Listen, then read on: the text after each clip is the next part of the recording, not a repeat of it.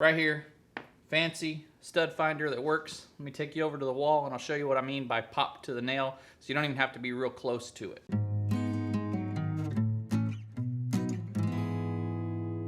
Well, welcome back. Hopefully you're all outside enjoying this little bit cooler weather after that Hannah came through. Anyway, I noticed there's lots of comments on the garage shelf video about the stud finder. So, you know, this is just the way I've always done it. I do have a stud finder, but it hardly ever works, or you got to change the battery, and I sit there like 20 times, and it's just a whole lot easier with a magnet. When I was growing up, that's all my dad used. Those craft magnets that are like this, that you know, usually it comes in a square. That's what we had, was the little square craft magnet, but these are the only two I could find around here for a demonstration. I used to recycle hard drives, so I don't know, they're slowly getting lost, but I still have probably 15 or 20 of these around, and they're great because they're super strong.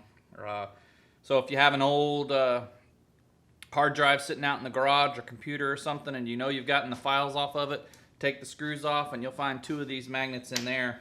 Those work great.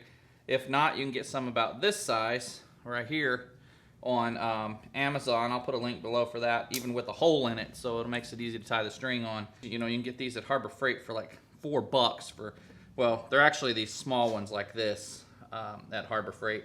And I don't really like to use these because it's hard to tie the string on, but you know what you can do, and even with this size, is you just put the magnet and the string in between, and then there you go, you've got it hanging.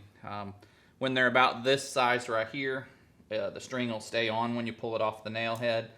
These small ones, when you pull it off the nail head, sometimes they come off. Oops. Well, I'm not going to use that one anyway. So the small ones I don't really recommend. I'd rather you know, get one that's at least about an inch, you know, half or something like that.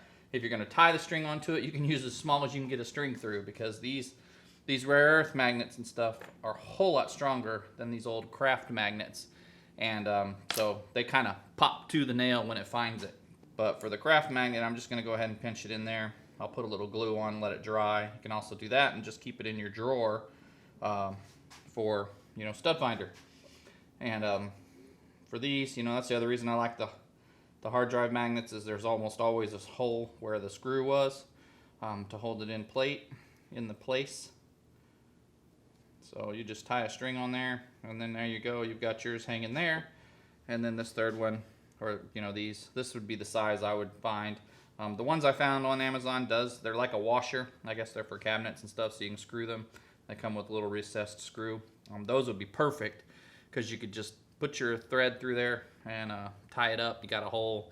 You could use the other ones for cabinet door locks or closures, you know, your extras and all that. So, you know, for $10 you can have some usable magnets and a stud finder. And that's all you have to do. Find you a magnet, tie a string to it, and you've got a very good stud finder. Right here, fancy stud finder that works. Let me take you over to the wall and I'll show you what I mean by pop to the nail, so you don't even have to be real close to it. Okay, so now I've got 4 different sizes. These 2 small ones I glued together. I'll need to let that dry for a few minutes. It is super glue, but it'll dry fast. You know, and like I said, these 2 here are my recommended. These will work. See how that jumped together just like that? That's what it does to the nails, because, you know, these magnets are so much more advanced than these old craft magnets here, but they all still work. So if you've got some of these around the house, no reason to go get new ones. All right, let's get over to the wall. And anyway, you just kind of come along here like this, let it, boom. So that one found that one. This is the craft magnet. That's the really small ones that I said I don't really like to use, but you know, if you glue them, it works fine. So, and then even the craft magnets come across here, it'll find it. So it just finds it and it, boom. That's why I like to use the string. You can just use your hand and you can feel the resistance as you get close, and then just let it go and it'll sit on there. But the string just really helps a lot. So I'm gonna move him down. Well, actually, I'm gonna move him up to that nail, move him up to that nail, and then I'll just use the same nail. So I went right above it there, boom. So see, even there I was still about an inch above it, and it pulls it down. If you can watch that again right there, it pulls it down. So you're right there on that stud.